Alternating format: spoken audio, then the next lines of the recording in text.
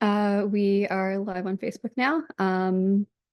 Guess I'll give the little spiel. So, hi everyone. Good evening. Thank you for coming to learn with us. First things, just you know, most of you have accepted the request to be a panelist. That just means that your face can be here with us, and if you have any questions, you'll be able to unmute yourself to ask them. Um,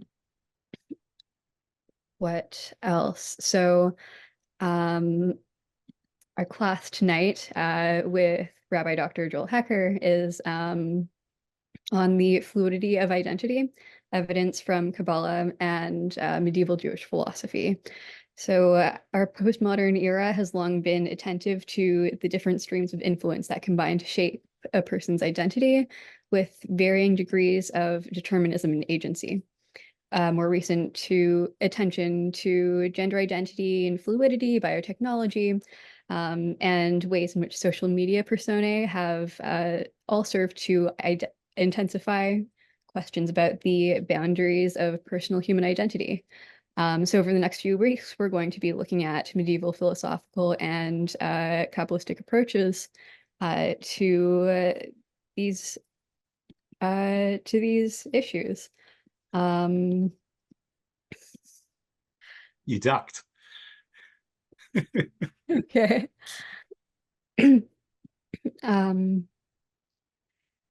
Yeah. Sorry, just a second.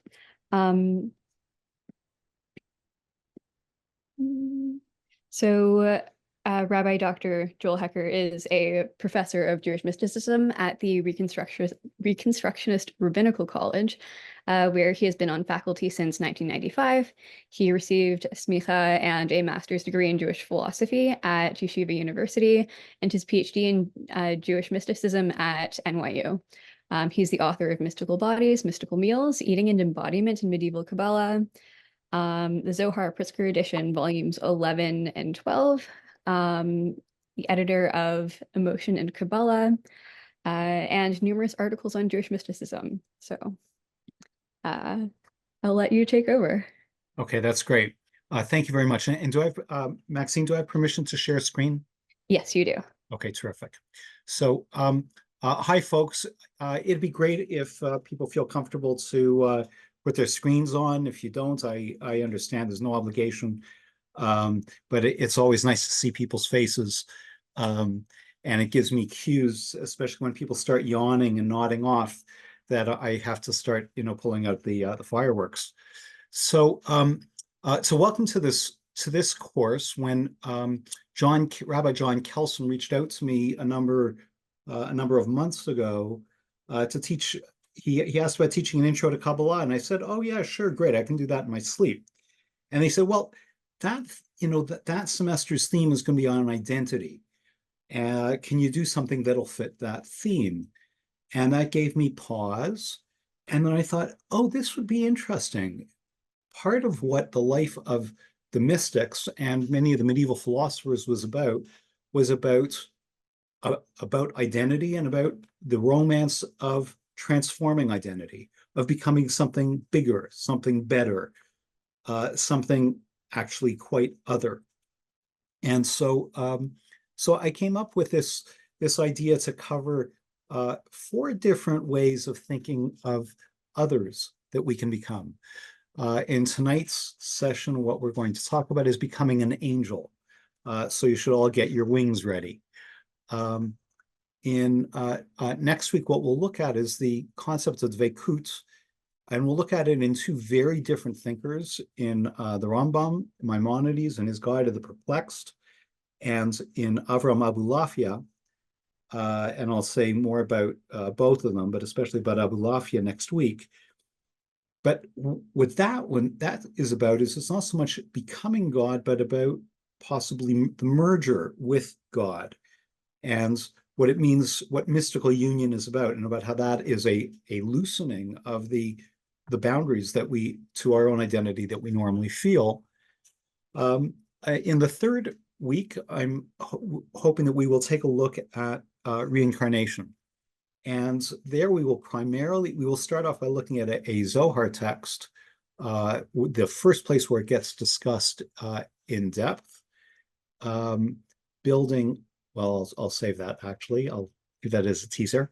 And after the Zohar, we will spend time with the Kabbalah of Chaim Vital, quoting his teacher, drawing on his teacher, Isaac Luria, the Arizal.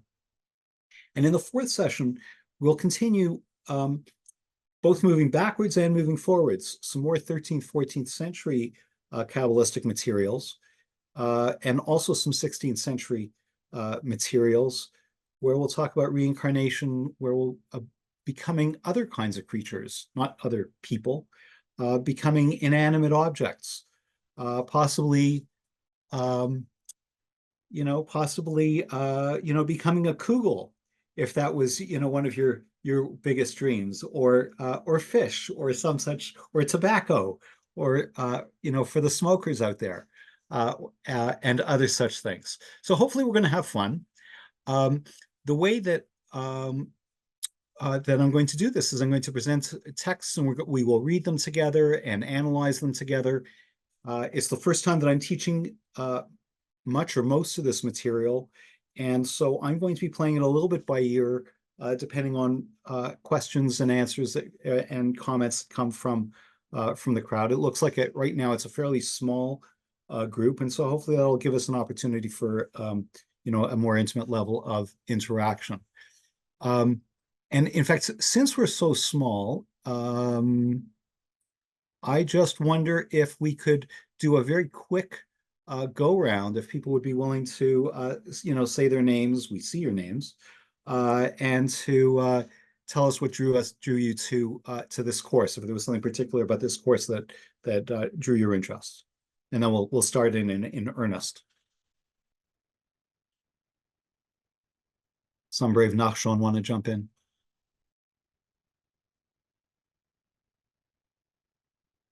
I can start. So, Great. hi, I'm here because one, I work for Trisha, but I was really excited to be assigned to this class.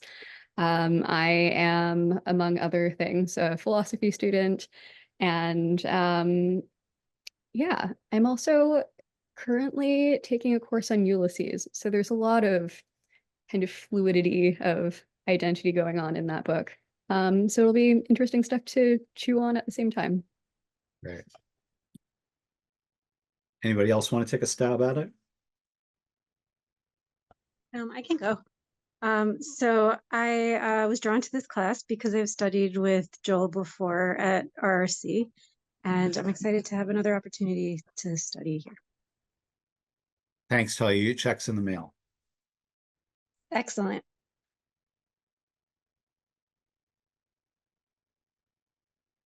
And if nobody else wants to go, then we can hold it there. Oh, I see Noah unmuted.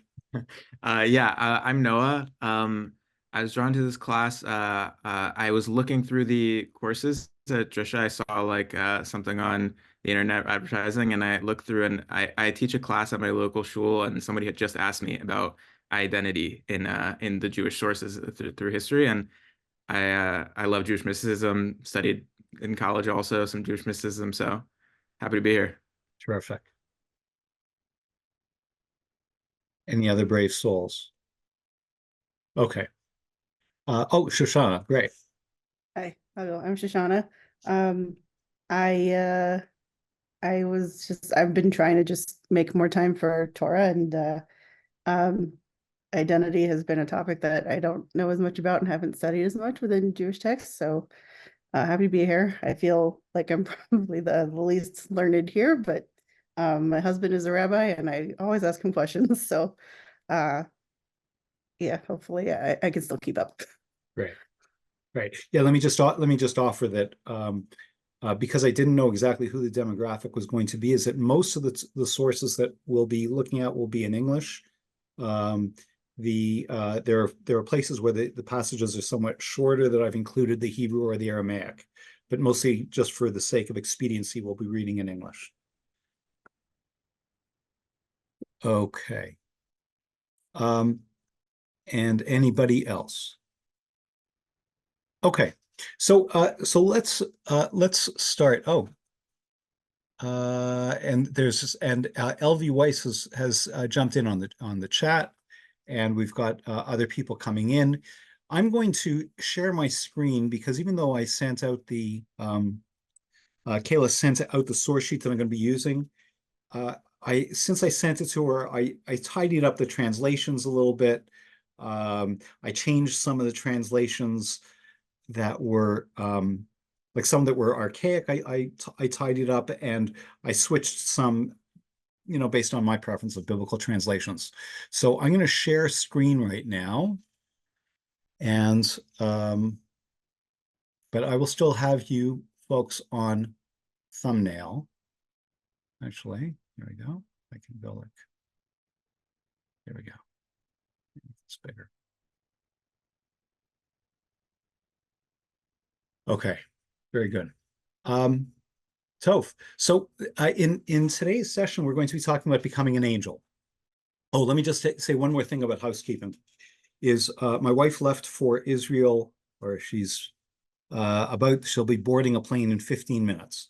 And as a result, I've got I'm single parenting, and I'm going to have to leave pretty sharp at 8:30 tonight and next week. In the subsequent 2 weeks, I'll be happy to stick around if people have further questions. I could even get on early next week if people would like. So let's jump in. And where I wanted to start in terms of thinking about becoming an angel is in terms of biblical descriptions of ascensions, of biblical kinds of transformation.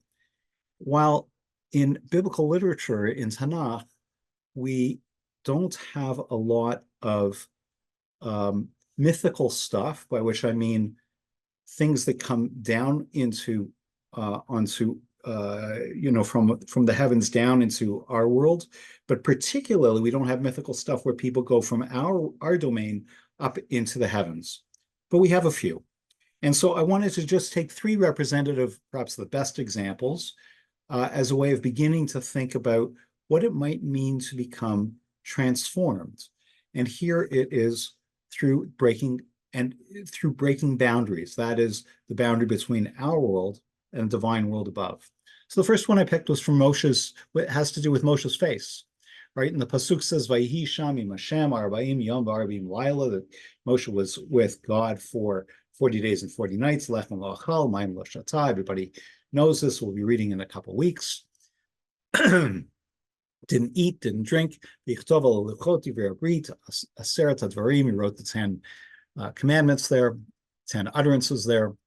The Hebrew read it Moshe, Nahar Sinai, Shnei Luchot Ha'edut, B'yad Moshe B'ridato Minahar, when he came down from the mountain, Moshe lo yada ki karan or panav. Moshe did not know that his face was shining, B'dabro ito, when, as a result of his having spoken with God, or God having spoken with him. And it goes on to say, and it concludes this little tiny snippet, Vayar Aaron v'chol bnei Yisrael Moshe hinei karan or panav vayir'u migeshet elav, and it goes on to say that he put a veil, a kind of a screen over his face. Now, we have very little information here. Clearly, Moshe is not just an exceptional individual in various ways, but he becomes somewhat superhuman, right? As he transcends normal human needs. He's not eating, he's not drinking. The Midrash says that he didn't have to go to the bathroom at all for 40 days. And his body is transformed, right? Transformed because it doesn't need any kind of input, and transformed because he comes down and he's glowing. Any quick comments or questions just on that before we move on? Okay. The next one, and we'll start to look at stuff that's in just a moment, that's a little less familiar, but I wanted to start off in familiar territory. And this is the end of the life of Elijah, of Eliyahu. It says, "Vayihi ba'alot Hashem et Eliyahu b'sa'arav hashamayim So this is going to be the story about Eliyahu going up into Shemayim. And Eliyahu is going off with his student, his disciple, Elisha. And this is after he was fired, right? Is essentially Eliyahu was fired from his job because he was too zealous. God comes to him when he's hiding in a cave, and he says, "What are you doing here?" He says, "I was zealous for you, God." And God, we have another verse, and then he comes out again. He says, "Eliyahu, like, what are you doing here?" He says, "I'm zealous for you." And God says, "You know what? Your disciple Elisha is going to take over. So you're a little too much. You're a little too fiery." And of course, what then happens is Vayihi Hema Hochim. So the two of them are walking along, Haloch v'Deber, and they're walking and they're talking. V'hinei rechev esh v'susei esh, and all of a sudden there is a chariot of fire and horses that are fiery. V'yifrudu bein shnehem, and they v'yifrudu bein shnehem, and the two of them separated. V'yal Eliyahu basara shemayim. Eliyahu ascended up in a storm wind. And Elisha sees his master going up in the flames and in the on this chariot, and he tears his garments in distress. But what happens to Eliyahu? Doesn't seem to die. He just goes up. He goes up into the heavens on this chariot. Now, with Moshe, it's not clear that Moshe has become an angel. There's no indication that he did. There's no indication that that Eliyahu has either. But what have they both done is that they've both transgressed this boundary, right? They've both crossed over to the other side. And much of what the medieval Jewish and actually Muslim and Christian thinkers were about, theologians were about, is they were busy exploring what are the parameters of a human being? What are the boundaries of where humanity ends and other things beyond that exist, and conversely, below that exist. So the last one that I want to take a look at is the one who will be the star of this evening's learning, and that is Enoch or Chanoch. These couple of chapters, around, leading up to Noah, are all rather. There's some strange stuff in here. There's little tiny snippets of stories here. And here we have Vayihi Chanoch Chamesh v'Shishim Shana v'Yoled Metushalach. So he's 50. We have regular genealogical information. He's 65 years old. V'Yitalech Chanoch et Elokim acharei holido et Metushalach. And Chanoch walked with God after fathering Methuselah. And how long does he go for? Shalosh ma'ot shana v'yoled banim uvanot. So how old is he? This is a math question. I'm testing you. 365 years old. Okay. Worth noting. What might that suggest? That he's 365 years old? Perhaps what it does, because it is a full solar year, that there's something complete that is taking place here with regard to this man. It says, "Vayi kol yimei Chanoch chamesh v'shishim shana u'shlosh me'ot shana v'yitalech Chanoch et Elokim," telling us a second time that he walked with God. And what happens? Ve'einenu, and he was gone. Ki lekachoto Elohim, because God took him away. And that's the end. That's the entire story of Enoch. And of course, what this does is it just begs for cinematic interpretation, or before there's cinema, for midrashic interpretation and other kinds of literary interpretation. And people will, and there are 5 different books of Enoch that get written. Only one of them has been preserved in Hebrew, Several were preserved in Greek. One of them was preserved in Slavonic, of all things. So, but the one that we're going to be looking at right now is the work that's called 3 Enoch, and it is preserved in what's called Hechalot literature. Before I go on, any questions before we move on? Okay.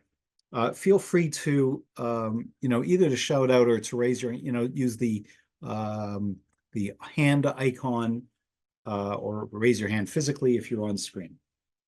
Okay. So, this material, I've got it dated here as at around the year 900 CE. We really don't know exactly when this material was written, but it's part of what is called Hechalot literature. And let me put that into the chat here. Let's see where I can.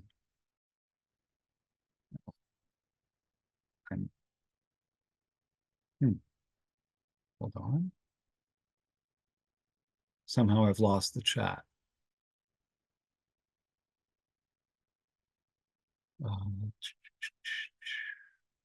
Okay, well,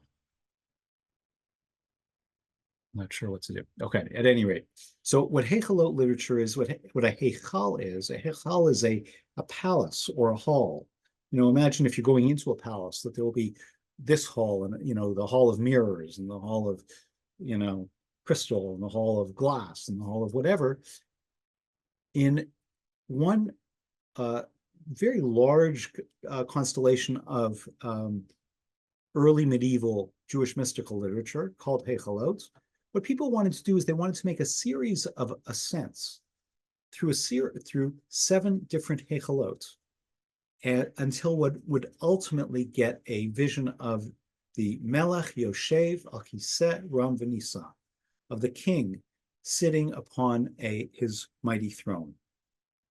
But most of the literature is occupied with the whole angelic scene, and with the luminosity, and with what the angels look like, and the experience of what it means to go up one level and another and another. And I can't go into all of the details right now, but you'll have to trust me that it's very dangerous, and you should not try this at home without further guidance and instructions.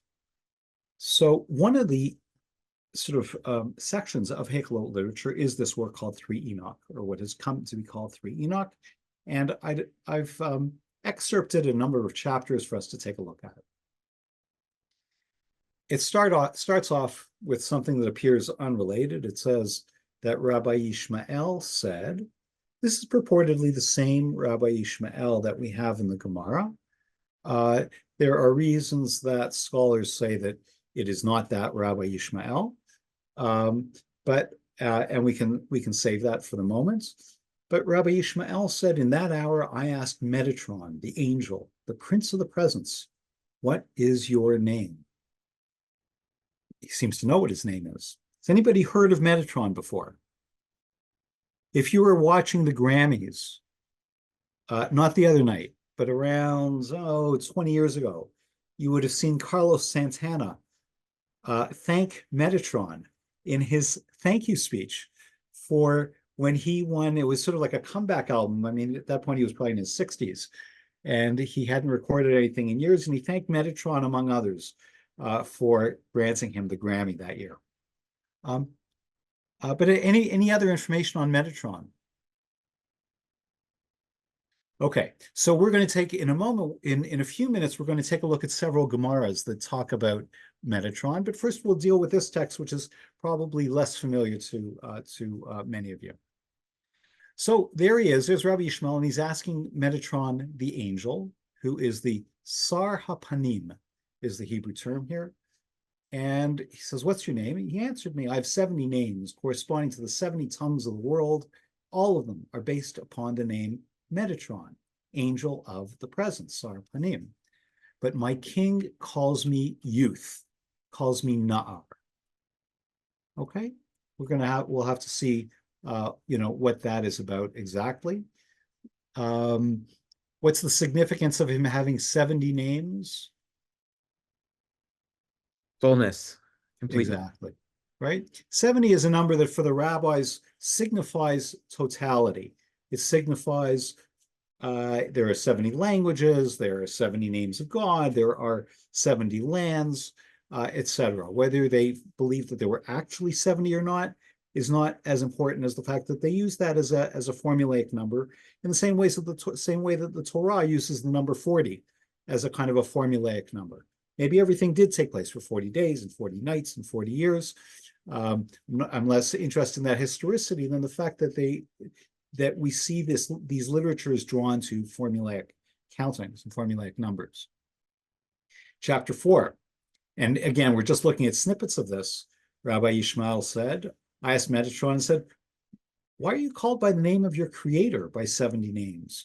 You are greater than all the princes, higher than all the angels, loved more than all the servants, honored above all the mighty ones in kingship, greatness and glory. Why do they call you youth, Na'ar, in the high heavens?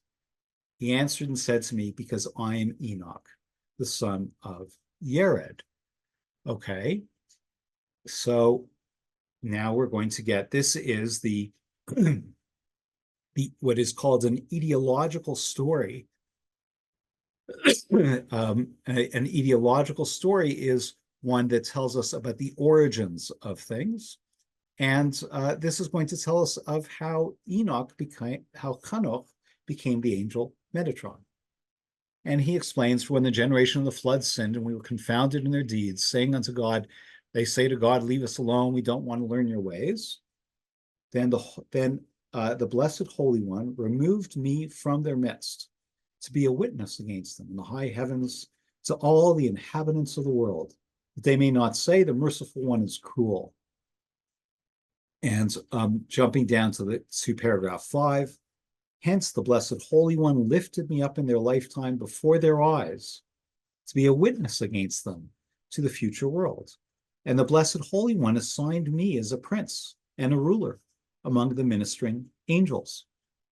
Okay, so we're now beginning to get a fuller picture of Hanoch, right? In the biblical, in Sefer Bereshit, in the 5th chapter, it just sort of says, well, he got taken away.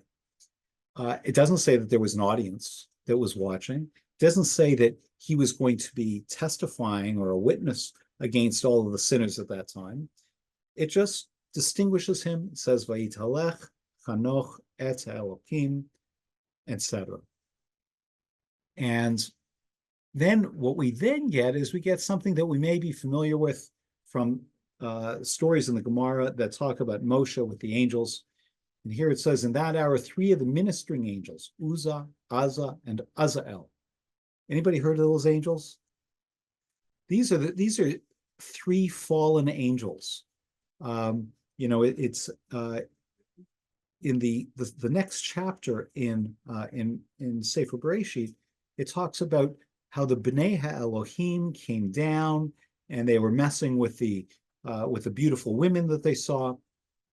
So in some of the Midrashim and other apocryphal literature, it calls them Uzzah, Azza, and Azael. So these are bad angels.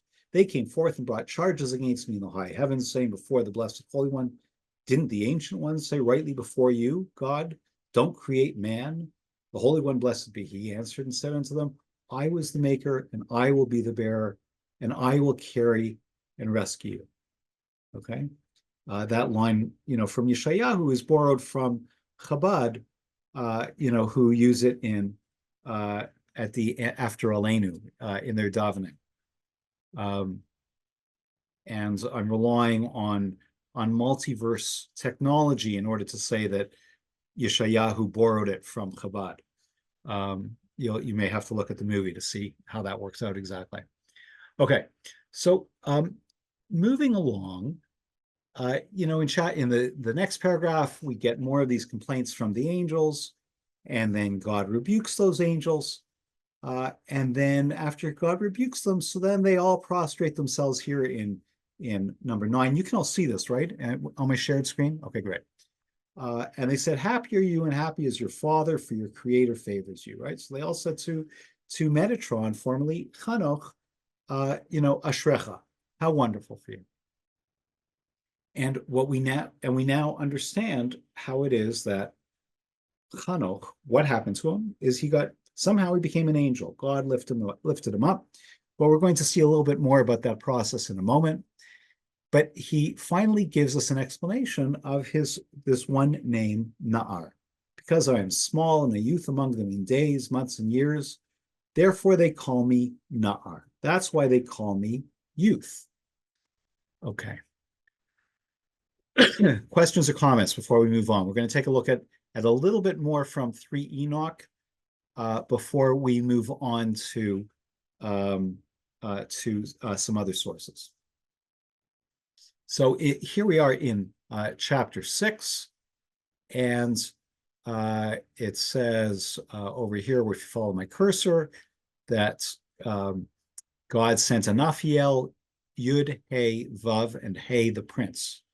Okay, or Sar, Anaphiel, Yud, K, Vav, and K. And this is something that's worth paying attention to, that in this literature, in Hechalot literature, sometimes the name Yud, K, Vav, K gets pinned onto these other, the names of angels. And we find names of angels that we may not be familiar with from Midrashic literature. We also find names of angels that are unpronounceable. They are called Nomina Barbara, is the technical term. Anyways, so here we go. It says that God sent Anaphiel, and he took me from their midst in their sight and carried me in great glory upon a fiery chariot, fiery horses, servants of glory. Well, we now know where that information or that imagery comes from. We just looked at the vision of Eliyahu and Elisha. And he says, and he lifted me up to the high heavens together with the Shekhinah. It goes on there to say, you reach the high heavens, the holy Chayot, the Ophanim, the Srafim, the Kruvim, the Galgalim, the Malachei HaSharetz that are flaming. And he says, they could perceive my smell, my odor, from a distance of 365,000 myriads of parasangs. Okay, a parasang, it's a little bit like the scene in Monty Python and the Holy Grail, where they talk about different carrier pigeons, and there's an African carrier pigeon, and I think a European carrier pigeon. Well, there are Persian Persian parasangs, and there are also Greek parasangs. I don't know which parasangs they're using, but they're roughly a little more than a mile, but it doesn't matter. We've got 365,000 of them, right? Which is obviously lifted from, it's appropriate for Chanoch to have that number. And a myriad is 10,000. So it's a long way. And they could smell him from that far away. And why would he say such a thing? Because he was a human being. And compared to the angels, they felt like that was a quality of what it meant to be human. And then they cried out, what smell of one born of woman? And what taste of a white drop is this that ascends on high? And lo, he is merely a gnat among those who divide flames of fire. So the angels are not happy with him up there. You can see the same thing in the Gemara talking about Moshe in Shabbat on Daf 88a. There's a whole series of little vignettes about the angels complaining about Moshe coming up to Shemayim. But there's two pieces now that I want to draw our attention to before we then turn to the Gemaras talking about Metatron. So we've jumped ahead to chapter 8. In that hour, the Holy One, blessed be He, added in me wisdom unto wisdom, understanding unto understanding, subtlety unto subtlety, knowledge unto knowledge. Okay, so there is this overflow that is going from the divine realm onto Chanoch. So first he's plucked out because he appears to be worthy, and then there is this abundance that is showered upon him. But as I was preparing this, and I was looking at this mercy unto mercy, instruction unto instruction, and then, of course, love unto love, brought me back to 2001, 2002, to the Bruce Springsteen song Into the Fire. For those who remember the album The Rising, which he composed after 9/11. And where he's saying, may your strength give us strength, may your faith give us faith, may your hope give us hope, may your love give us love. And I'm not sure whether this gets picked up in church writings that he may have been familiar with, or whether he just sort of happened onto something similar. But when you look at them, there's a strong parallel between this sense that there's an abundance above that's going to get showered down below. But what has happened is that you've got this ideal human, he's been elevated, and he now gets these gifts. The last piece that I want to look at is, or a couple of things, is how exactly did he become an angel? Right? Given that all of us here are, this is our angel tutorial, and we're, or our angel residency, and we're trying to figure out, okay, how are we going to master this task? How exactly did it happen? So here in chapter 9, it says, Rabbi Yishmael said, Metatron, the Prince of the Presence, said to me, after all these things, the Blessed Holy One be He put his hand upon me and blessed me with 5,360 blessings. And I was raised and enlarged to the size of the length and width of the world. Of course, there are midrashim that talk about Adam, about Adam, the first human that spanned the entire world. And so we're seeing parallels to that literature. He caused 72 wings to grow on me, 36 on each side. And each wing was like the whole world. And he fixed on me 365 eyes. And he left no kind of splendor, brilliance, radiance, beauty, and all the lights of the universe that he did not fix on me. But the mechanics, how does it happen? So Rabbi Yishmael said, Metatron, the angel, the Prince of the Presence, the glory of all heaven, said to me, as soon as the Blessed Holy One took me in his service to attend the throne of glory and the wheels of the Merkavah and the needs of Shekhinah, forthwith my flesh was changed into flames, my sinews into flaming fire, my bones into coals of burning juniper, the light of my eyelids into splendor of lightnings, my eyeballs into firebrands, the hair of my head into dot flames, all my limbs into wings of burning fire, and the whole of my body into glowing fire. And the description goes on with how he becomes like Fireboy, as it were, right? Is that he's a kind of a Marvel comic character, lahavdil, as he gets transformed. Now, this literature is certainly finely edited, redacted after Midrashic literature is. The authors of this literature probably had access to some Midrashic literature. They certainly would have been familiar, if not with the literature, with some of the stories that were told there. I'm wondering if there are any questions at this point. For the appending of the divine name to the angels' names, is that something we see also in Midrashic literature or in later Kabbalah? We do. And there's Is it back from the hospital? Yes. Oh, thank you. Okay. Yeah, one of the people that we're going to find it with is that we find it with Metatron, actually. That there's a way in which he's going to be, well, let me not steal the thunder of what's coming up just down a little further down the page. So here we go. So let's just talk for a moment about this name Metatron. People are not quite sure. Scholars are not quite sure where it comes from. There's two main options. One is that it comes from the Greek word metatronos, meaning beside or behind the divine throne. Right there, it's like drawing on the prefix meta, right, which sort of means behind or above. And the other is that it's coming from the Latin metator, which is a term for a Roman officer who is a forerunner So in other words, there's a way in which he's a kind of a leader, and in some ways that, has a certain kind of plausibility also. But he is one of two angels in the rabbinic corpus that has this kind of Greek name, Greek prefix, a Greek suffix at the end. Anybody know who the other one is? Is Sandalphon, right? This is that Sandalphon is also, it's not a Hebrew or Semitic ending at the end of the name. How are most angels' names are what's called theophoric.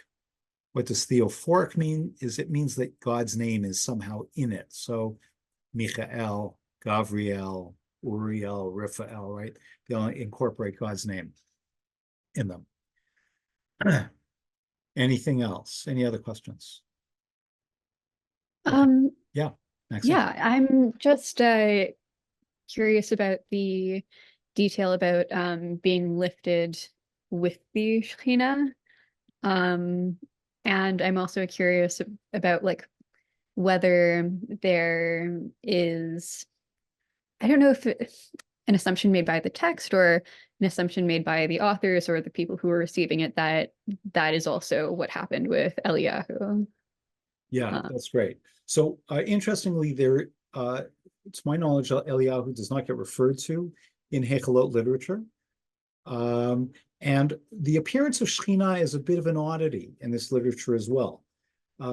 We may talk a little bit about Shekhinah, further on in this course, when we get to Kabbalah proper. But it's not clear exactly what Shekhinah means here. It probably is like the rabbinic notion that in some ways it's God's presence, that it is not necessarily the 10th of 10 Sfirot. It's not necessarily a feminine entity. But I'm now curious to do a search for for that term to see how often it appears in Hechalot. Lynette, or I'll get back to you with some information on that. Okay, so the next thing that I wanted to take a look at is this short piece from Targum what's called Pseudo Jonathan. I don't know if folks are familiar with that name. Through the Middle Ages, people referred to this particular Aramaic translation as Targum Yerushalmi. And then there was a certain point at which a printer made a mistake and thought that the abbreviation that was being used, which was Taf Yud, stood for Targum Yonatan rather than Targum Yerushalmi. And so even though in medieval manuscripts, this translation, this Targum, is attested to as Targum Yerushalmi, at a certain point after printing, it got messed up. And in most printings now, it'll appear as Targum Yonatan. So scholars refer to it as Targum Pseudo Yonatan as a way of sort of trying to play to both audiences. Anyways, one of the things that distinguishes this Targum, for people who are familiar with Targum Onkelos, which is the best known Aramaic translation, that translation operates fairly closely. It hews pretty close to the literal meaning of the text, though it has a certain kind of sometimes anti-anthropomorphic leaning, and some other ways in which he will tweak the meaning of the text a little bit. But other Targumim were much more midrashic in their style, adding in all kinds of material that either came from midrash or from midrashim that we're not familiar with. And this is one example. So in the verse that's talking about, our verse, about Chanoch being taken up, it says, Uflach Chanoch bekushta, right? And Enoch served in truth Kadam Hashem, before God, im daire ara, and he was not with those who sojourned on earth. Arum itnagid, he was withdrawn. Besalik lerakia, and he ascended to the heavens. B'meimar, in a word. Okay, Kadam Hashem, Ukrashme Metatron, Safra Rabba, and he was called Metatron, great scribe. For those of you that might be thinking about Metatron appearing in the Gemara, in the story of Elisha ben Avuya, who gets called Acher, here we're seeing a reference to that, to the role of what Metatron is doing there. Okay, now headed into our last set of texts. These are from the Babylonian Talmud. I've got 3 selections, and they are, the first one's from Sanhedrin 38b, reads, a certain heretic said to Rav Edit, and let me just draw attention for, I imagine many of you may be familiar with the way this is formatted, with some of the font in bold and some of it in regular font. And it's because I just clipped these from Sepharia, which uses the Steinsaltz translation. The bolded font is the actual translation of the Gemara, and the rest of it is explanatory comments. So the Gemara says, a certain heretic said to Rav Edit, it is written, and to Moshe he said, come up to the Lord. Pardon me. And the heretic, asks, it should have said, come up to me, right? Why does, Shem speaking, why does it say, come up to the Lord? So Rav Edit said to him, this term, the Lord in that verse is referring to the angel Metatron, whose name is like the name of his master, as is written, behold, I send an angel before you to keep you in the way and to bring you to the place that I have prepared. This is from last week's Parsha. Take heed of him and obey his voice. Do not defy him, for he will not pardon your transgression, for my name is in him. Doesn't say anything more there, okay? But in the biblical verse, and it doesn't say anything more in the Gemara there about what exactly this means. But we will see more about that in just a moment. The next Gemara, let me stop for if there are questions on that Gemara first. What we're seeing right now is we are now seeing the afterlife, as it were, or the second act of Chanoch's existence, first as a human being, now as this supreme angel. So in Chagiga 15a, says that Acher, so I don't know whether people know, I presume people have some rough familiarity with the story that there are 4 rabbis, it is said, that went into the Pardes. It's not clear exactly what a Pardes is. A Pardes means orchard, but there are various different kinds of interpretations of what the Pardes is referring to. Usually mystical, some kind of mystical practice is the way it usually gets interpreted. And it says about Acher that he chopped down the saplings, or he cut the shoots, right? Kitzetz et hanitziot. Not clear what that idiom is referring to. In later Kabbalah, it means that somehow he separated the upper and lower aspects of divinity. He caused a fissure within God's own being. With regard to him, the Gemara continues, the verse states, do not let your mouth bring your flesh into guilt. And then the Gemara asks, what was it that led him to heresy? It says that he saw the angel Metatron. So in this version of the Gemara, the name is spelled a little bit differently with a yud, but it's clearly the same, but it's the same consonants. Metatron was granted permission to sit and write the merits of Israel. In other words, here he is, the Safra Rabbah. He is the great scribe sitting in God's presence, and he's sitting there. And Elisha ben Avuya, this 4th rabbi who becomes a heretic, said to himself, there's a tradition in the world above, there is no sitting, no competition, no turning one's back before God, and no lethargy. So how could it be then that Metatron was seated up above? So Elisha says to himself, perhaps, God forbid, there are 2 authorities, shtei rishuyot, the Gemara says. That there's God, and then there's this other power. And of course, this is anathema to biblical Judaism, rabbinic Judaism to Judaism, that there are multiple powers. We are monotheistic. We believe in one God. And it was that momentary slip in which he thought maybe there's actually two powers. He sees somebody else sitting up there, not just God. And so then the Gemara goes on, well, they removed Metatron from his place and they smote him with 60 rods of fire. And they then said to the angel, why? What on earth made you think that you should sit there?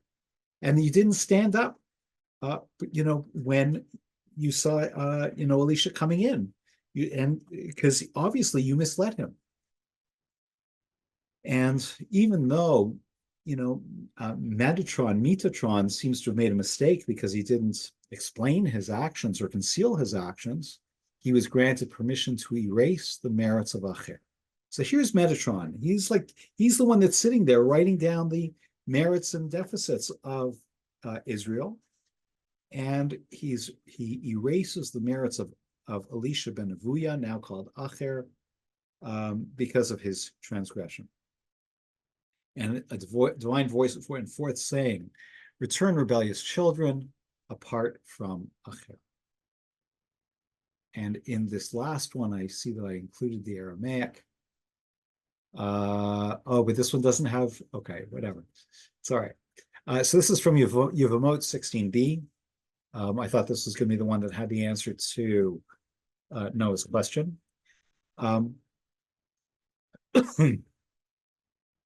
And here in this Gemara it says, Rabbi Shmuel bar Nachmani said that Rabbi Yonatan said, this verse was stated by the ministering angel who's appointed over the world, Nar Hayiti v'gam zakanti. Right, and then the verse continues. We're all familiar with this verse from benching,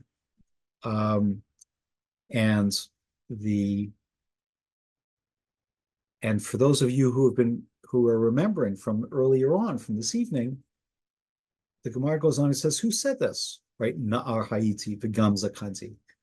That it means that I was young and now I'm old. If we say that it was the Holy One, blessed be He, is there old age before Him? Right? God doesn't get older.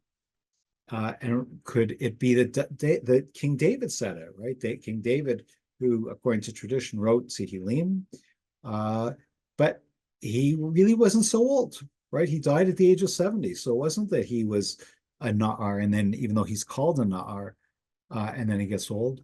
Rather conclude from this that the ministering angel appointed over the world said it, as he can speak both of youth and old age. And it is he who reported his observations from around the world. So remember that earlier we saw that Metatron was explaining in 3 Enoch that he got called Na'ar because he was the youngest of the angels. But of course, once you live forever, then you are also old. And so the Gemara is playing with it in that way. And that's the explanation of why he appears in that way. There's one other Gemara, I'm going to have to bring it next time, where it refers to Metatron explicitly as the lesser Yud, He, Vav, and He. Okay? Astounding, right? But what it's playing on is it's playing on the same psukim that we were talking about over here, from Shmot, when God says, listen to my angel, he's the one that's going to take you out, and my name resides in him. And the Gemara there, I think it might be in Sukkah, it might be like 25 or something, but I'll have to look it up after. That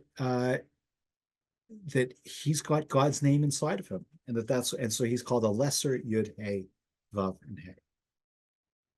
Okay, those are the texts that I wanted us to take a look at, but ultimately the question that I wanted us to be thinking about, or if not a question, but is to be seeing, here is this example where the ancient mystical literature and Chazal are, and the Targum are all busy thinking about what could it possibly mean for one's identity to be transformed. And the homework that I'd like to give you for next week is to think to yourselves, about the different identities that you inhabit, or that you have inhabited, or that you might inhabit. So you might be, you know, mother or sister or father or son or brother or friend or student, but those are all are somewhat generic. Uh, we might be doctors or lawyers or engineers or, you know, teachers or students, what have you. But think too about other ways in which identity might have changed, and the extent to which it actually feels like that does is that it breaks down a certain kind of status quo. So I would imagine this is particularly so for women that give birth, say, you know, or that are able to nurse children, where all of a sudden their body is being consumed by uh, a, another being. About another being has come out of their body. But there are other ways in which there's other kinds of corporate identities. Think about the extent to which, as members of families, as members of a people, as members perhaps of a class, of a workforce. And so I hope that before next week you'll take a few minutes and think about how, you know, about those identities and to what extent your identities have changed. Let me just take, if there's I can take like 1 or 2 minutes before I have to rush off this evening. If there's any last questions or comments. Okay, then I'll wish you all a good night. I will be back next week. I'm going to come in a little bit early if people want to talk, if that'll work for you, Maxine. Next week I'll also have to run out at 8:30, but in the following 2 weeks I will be able to stick around. Okay, good night, everybody. Nice to see you. Thank you very much. Yeah. And yeah, thank you all for being here. It's, you know, the beginning of the Springs Month, and there are a lot more classes. And whoops, I am just going to put the link for those in the chat, and you can go sign up. Great. Okay. Thank you. Thank you. Have a good night. Looking forward to next week. Okay, good. Bye-bye.